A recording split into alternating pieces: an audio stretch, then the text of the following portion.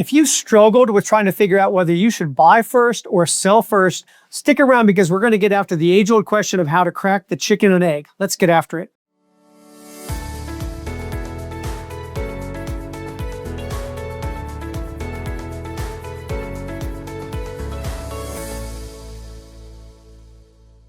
All right, guys, today we're talking about probably the age-old question in real estate. We call it the chicken and egg. Basically, that whole thing, do you sell first? Do you buy first? How do you crack that solution to make sense for you? And so, Chris, like what's kind of your general framework for how people need to be thinking about the chicken and egg and their approach? It's really a question with different answers. It's a question with different considerations. Some people might have gone through the process before with an earlier real estate transaction and they thought that was the way to do it. Well, it could change. Right. So it's really about risk, convenience, timing, leverage, what risk is more palatable given the situation. And it's about how the market is behaving. Right. I think that element is really important when you're deciding which direction you need to go, is you need to decide where the market is, how the market is behaving, and then structure a plan that's consistent with how the market is behaving as opposed to going against the grain. So on that, so you're saying if it's a buyer's market or a seller's market, how does that feed into maybe that decision making? Is it a function of maybe it's an easier market to sell in or maybe an easier market to buy in? Sure. Well, you're choosing basically between two different types of risk.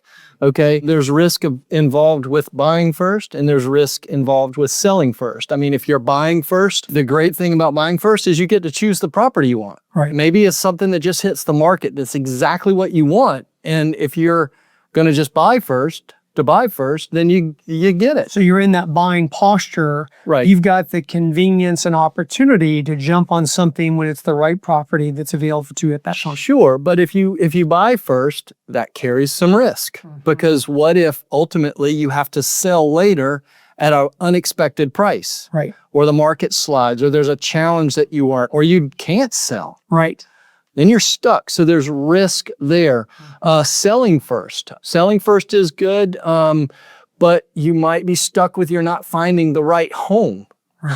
So you sell, and then all of a sudden now you're ready to buy. You got good leverage. You're going to be able to put a good offer together. But what if you're not finding the right house? Right. So then the risk is, okay, now I've got to structure a move, maybe 2 moves, maybe storage. You got to start dealing with that. So that comes into play. So, we've always talked about all real estate deals from the outside, from a big, broad macro perspective. So they all sort of look alike, but you and I talk about how they're really like snowflakes. We've all been told that they're all unique. There are no two alike. And I think that's what chicken and egg kind of looks like as well. And so one of the things that we talk about when people are figuring out how to solve or crack the chicken and egg is bridges. Like, how do you, almost like what you're saying, like risk bridges, like how do you bridge that risk to make it make sense? So a couple that we have seen be fairly successful. Let's say that you sell first and you need some time, like to your point, hey, I don't want to have to buy that. I sell now and then I just don't want to have to buy the first house that becomes available. I want some optionality on that. Well, maybe you buy time through a leaseback. We've seen that become very, very popular. Another option is you sell first, meaning you go to contract with a buyer, but maybe you delay the timeline for the closing. Now, you still are on a clock, right?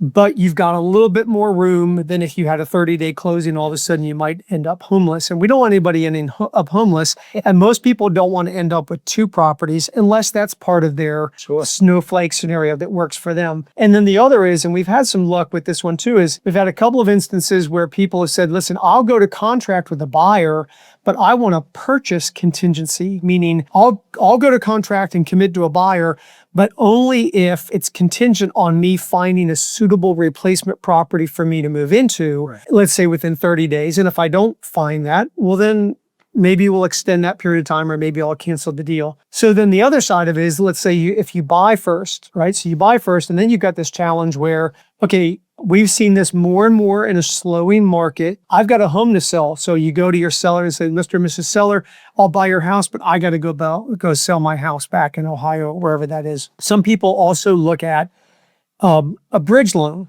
So if I'm going to buy first, I mean, I haven't sold my home yet.